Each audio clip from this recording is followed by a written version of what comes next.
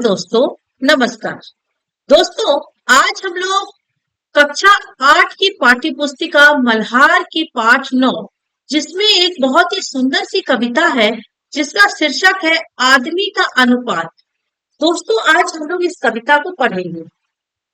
प्यारे बच्चों, आप लोग क्लास 8 में आ चुके हैं, इसलिए आप लोगों के लिए, वैसे तो हर एक बच्चों के लिए जरूरी है, चाहे वो किसी भी क्लास का हो, लेकिन अब आप लोग जब क्लास 8 में हैं, तो आप लोगों के लिए किसी भी पाठ्य पुस्तिका को पढ़ने से पहले, किसी भी पाठ को पढ़ने से पहले, उससे संबंधित जो उनके कवि हैं, लेखक हैं, उनका जीवन परिचय आप लोगों को मालूम होना चाहिए।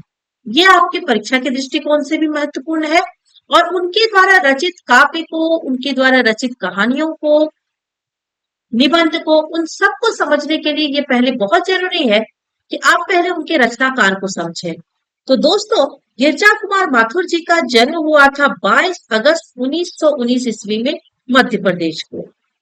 उन्होंने बहुत पढ़ाई की थी और जैसे आप जानते हैं कि आपकी पाठ्य पुस्तिका में जो ये रचना है वो हिंदी विषय की है, लेकिन उन्होंने अंग्रेजी विषय में पढ़ाई किया था और ऑल इंडिया रेडियो का, जो कि आकाशवाणी के नाम से जानी जाती है, इसमें भी उन्होंने कार्य किया था। दोस्तों, साहित्य के क्षेत्र में जब उन्होंने रचना करना शुरू किया, तब उन्होंने ब्रज भाषा से शुरुआत की थी। हिंदी भाषा से पहले साहित्य की भाषा ब्रज भाषा थी और बहुत सारे कवि और ब्रज भाषा में लिखा करते थे। तो गिरजा कुमार माथुर जी ने भी ब्रज भाषा में ही सबसे पहले रचनाएं करना शुरू किया था। उसके बाद उन्होंने हिंदी भाषा में रचना किया। उनकी जो प्रमुख कृतियां हैं, काव्य संग्रह में मंजीर, नाश और धूप के धान, शिला पंख चमकीले, जो बंद नहीं सका, साक्षी रहे वर्तमान। दोस्तों, यह सब इनकी प्रमुख रचनाएं हैं और इनकी रचनाओं के लिए को बहुत सारे महत्वपूर्ण सम्मान से भी सम्मानित किया गया है, बहुत सारे पुरस्कार से भी सम्मानित किया गया है। सबसे पहले तो इन्हें मिला है साहित्य अकादमी पुरस्कार। जो क्यों मिला है इन्हें, किस रचना के लिए?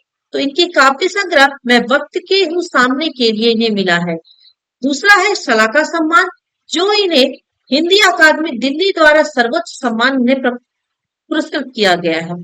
तो दोस्तों, यह तो हमारा कवि परिचय और अब हम लोग गिरजा कुमार माथुर द्वारा रचित यह कविता, जिसका नाम है आदमी का अनुपात, इस कविता को पढ़ेंगे और बहुत ही सुंदर तरीके से इसकी व्याख्या करते हुए, कठिन शब्दों के अर्थ को समझते हुए इसकी संपूर्ण व्याख्या को भी समझेंगे। प्यारे दोस्तों, इस कविता का शीर्षक है आदमी का अनुपात। इसका अर्थ हुआ कि दो के बीच में जो तुलना करने वाली चीजें होती है, उसे ही अनुपात कहते हैं। दोनों के बीच में, दो व्यक्ति, दो समान, किसी के भी बीच में तुलना करना, उसे अनुपात कहते हैं। आदमी का अनुपात मतलब उसकी तुलना की गई है कि उस आदमी का इस पृथ्वी पर क्या महत्व है। अब ये पूरी है तो वैसे बहुत छोटी कविता, मैं उसे 2 बार में करके उसे आपको समझाऊंगी ताकि आपको डिटेल में पूरी चीजें समझ में आ जाए। दोस्तों, मैं कविता पढ़ना स्टार्ट करती हूँ, मेरे साथ साथ आप लोग भी पढ़ेंगे। 2 व्यक्ति कमरे में, कमरे से छोटे कमरा है घर में, घर है मोहल्ले में, मोहल्ला नगर में, नगर है प्रदेश में, प्रदेश कई देश में, देश कई पृथ्वी पर। कविता है कि 2 व्यक्ति एक कमरे में बैठे हैं। इसे इस तरीके से समझने से पहले आप इसका उदाहरण खुद अपने जीवन से ले सकते हैं। आप अपने आप को ले लीजिए, अपने किसी एक दोस्त को ले लीजिए। वो आपके घर आए हैं और 2 व्यक्ति हो गए, एक आप और एक आपके दोस्त। कहाँ बैठे हैं? अपने कमरे में बैठे हैं। कमरा क्या है? एक छोटा सा कमरा है, ठीक है। और वो कमरा कहाँ है? वो कमरा आपके घर में है। घर कहाँ है? तो वह घर मोहल्ले में है, मतलब आपका अपना इलाका, आपका अपना घर जहाँ है, वो कॉलोनी, वो मोहल्ला। अब वो मोहल्ला कहाँ है? तो वो मोहल्ला है नगर में, जिस नगर में आप रहते हैं। मान लीजिए आप रहते हैं पटना शहर में, और वो पटना कहाँ है? तो पटना पूरे के पूरे बिहार राज्य को हम ले लेंगे। जैसे आप जानते हैं गिरजा कुमार माथुर जी का जन्म हुआ है अशोकनगर में और वो है मध्य प्रदेश में। तो अशोकनगर नगर है और नगर कहाँ रहता है? तो प्रदेश में। प्रदेश कहाँ है? तो प्रदेश देश में है और कई देशों में कई प्रदेश होते हैं और कई देश जो होते हैं हमारे इस संसार में कई देश हैं और वो कई देश कहाँ है तो पृथ्वी पर है। तो दो व्यक्ति कमरे में है, कमरा है छोटा सा, कमरा है घर में, घर है मोहल्ले में, मोहल्ला है नगर में, नगर है प्रदेश में, प्रदेश है कई देश में और देश कई पृथ्वी पर। मतलब कई देश, यहाँ पर देश कई एक साथ है और पृथ्वी पर वो अलग है। मतलब कई देश जो है वह इस पृथ्वी पर है। तो दोस्तों आप समझ गए, बहुत ही सिंपल सी व्याख्या, जो लिखा है वही आपको समझना है, इसका कोई अलग से अर्थ नहीं है। यहाँ बताया जा रहा है कि छोटी चीजें मिलकर ही एक बड़ा समूह बनता है। दो व्यक्ति का वैसे एक अलग उसका कोई विशेष महत्व नहीं, लेकिन वही दो व्यक्ति मिलकर कैसे एक पूरा नगर, एक मोहल्ला, एक मोहल्ले से एक नगर, नगर से एक प्रदेश, प्रदेश से देश और कई देशों का निर्माण कर देता है। यहाँ तक की समझ में आ गई। अब हम लोग इसके आगे की व्याख्या देखते हैं। दोस्तों अब हम लोग आगे की पंक्ति को पढ़ें। कवि कहते हैं, अनगिनत नक्षत्रों में पृथ्वी एक छोटी, करोड़ों में एक ही सबको समेटे है। परिधि नव गंगा की लाखों ब्रह्मांडों में अपना एक ब्रह्मांड, हर ब्रह्मांड में कितनी ही पृथ्वियां। कवि कहते हैं, अभी तक हम लोगों ने पढ़ा था कि अनगिनत देश है, कितने ही देश है जो कि इस एक पृथ्वी पर है। अब कवि कहते हैं कि अनगिनत नक्षत्र हैं, जो एक छोटी सी पृथ्वी है उस पर अनगिनत नक्षत्र हैं और करोड़ों करोड़ों पृथ्वियां हैं जो सबको समेटे हुए हैं। किसने समेटे हुई है करोड़ों पृथ्वियों को? परिधि नव गंगा की, हमारी जो एक गैलेक्सी है आकाश गंगा, वह जो है अपने अंदर करोड़ों करोड़ों पृथ्वियों को अपने अंदर समेटी हुई है और लाखों ब्रह्मांडों में अपना एक ब्रह्मांड है और लाखों लाखों ब्रह्मांड है जिसमें अपना एक ब्रह्मांड है जिसमें हमारे से संबंधित जितनी सारी चीजें हैं वह सब निवास करती है।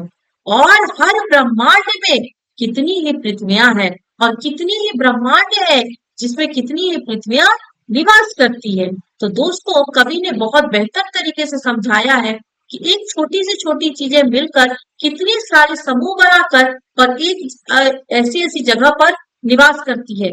फिर उस बड़े सी जगह पर छोटी छोटी चीजों का निवास होता है और जिसे हम बड़ा समझते हैं फिर वह कितनी अनेक होती है जो फिर अपने से बड़े एक समूह के अंदर निवास करती है।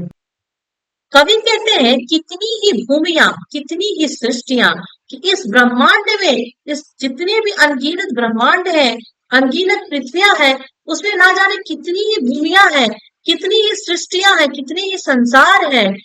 आगे हम पढ़े, यह है अनुपात आदमी का विराट से, इस पर भी आदमी ईर्ष्या, अहम, स्वार्थ, घृणा और विश्वास लीन संख्यातीत संक सी दीवारें उठाता है, अपने को दूजे का स्वामी बताता है। कवि कहते हैं कि यह मनुष्य अब इस सबको पढ़ लेने के बाद, इन सबको जानने के बाद, क्योंकि हम सबको बचपन से ही साइंस पढ़ाया जाता है, छोटे क्लास से ही हम लोग साइंस पढ़ते हैं और हम लोग इस चीज को बहुत अच्छे से जान चुके हैं कि किस तरीके से हमारा ये कितना बड़ा ब्रह्मांड है, इसमें क्या क्या रहता है और हमारा अस्तित्व उसके सामने कितना छोटा है, कितना नगण्य है। इन सब के बावजूद यह हमारा अनुपात है, मतलब हमारी तुलना, मनुष्य की तुलना इन तमाम ब्रह्मांडों से की गई है, इन तमाम पृथ्वियों से की गई है। तो हमारा अस्तित्व क्या है उसके सामने? कुछ भी नहीं है।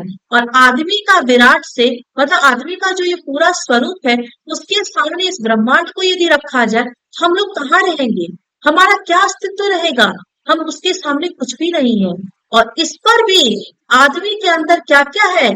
ईर्ष्या है, वो एक दूसरे से जलते हैं, एक दूसरे की तरक्की देखकर उनके अंदर जलन की भावना आ जाती है, अहंकार है, स्वार्थ है, घृणा है और विश्वास में वो लीन रहते हैं। इन्हीं सभी चीजों में वो हर समय मग्न रहते हैं, इन्हीं सभी चीजों में वो उलझे रहते हैं।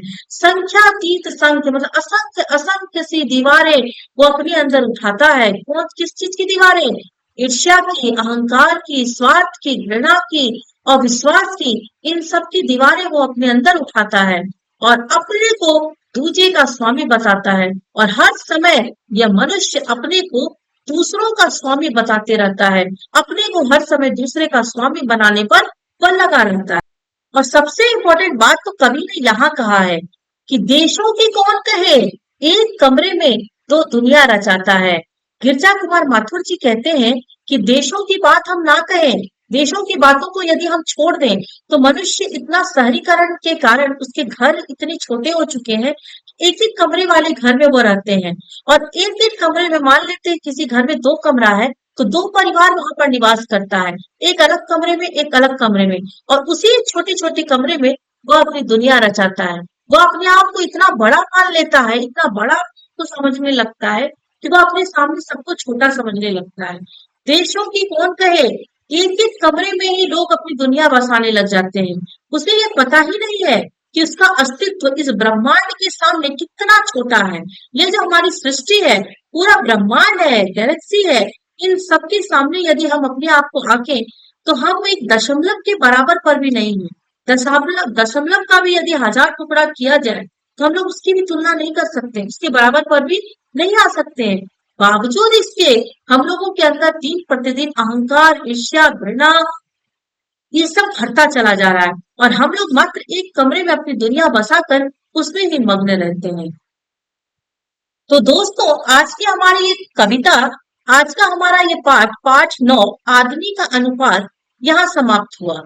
दोस्तों, मैं आप लोगों को एक जानकारी देना चाहती हूँ अपने इस वीडियो के माध्यम से, कि मैं सीबीएसई बोर्ड, आप लोगों का चाहे जो भी बोर्ड हो, स्टेट बोर्ड, दिल्ली बोर्ड, जो भी बोर्ड हो, आप लोग अपने किसी भी बोर्ड से संबंधित अपने कोर्स के लिए मेरे साथ कांटेक्ट कर सकते हैं। मैं आप सबको आपसे संबंधित जो आपके कोर्स है वह सब कंप्लीट करवाऊंगी। साथ ही आपके आसपास जितने भी कॉम्पिटेटिव एग्जाम की तैयारी कर रहे हैं, जिनका हिंदी विषय से संबंध है, वह सभी मेरे वीडियो के लिए मेरे चैनल को सब्सक्राइब करें। आप लोगों को मेरे चैनल के थ्रू हिंदी विषय को आसान बनाने में पूरा सहयोग मिलेगा। मेरी वीडियो यदि अच्छी लगी हो, इसे जरूर लाइक करें, कमेंट के रूप में अपनी फीडबैक दें, और मेरे चैनल को सब्सक्राइब करें, ताकि मेरी आने वाली हर अगली वीडियो सबसे पहले आप लोग तक पहुंचे।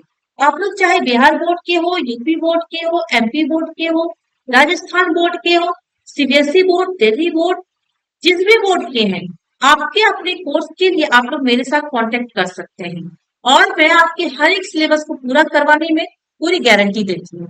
तो दोस्तों, अब मैं अपना ये वीडियो यहाँ समाप्त करती हूँ। इसके साथ ही मैं आप लोगों से कहती हूँ कि मेरा अगला वीडियो बहुत जल्दी आप लोग तक पहुंचेगा। तब तक के लिए बहुत बहुत धन्यवाद।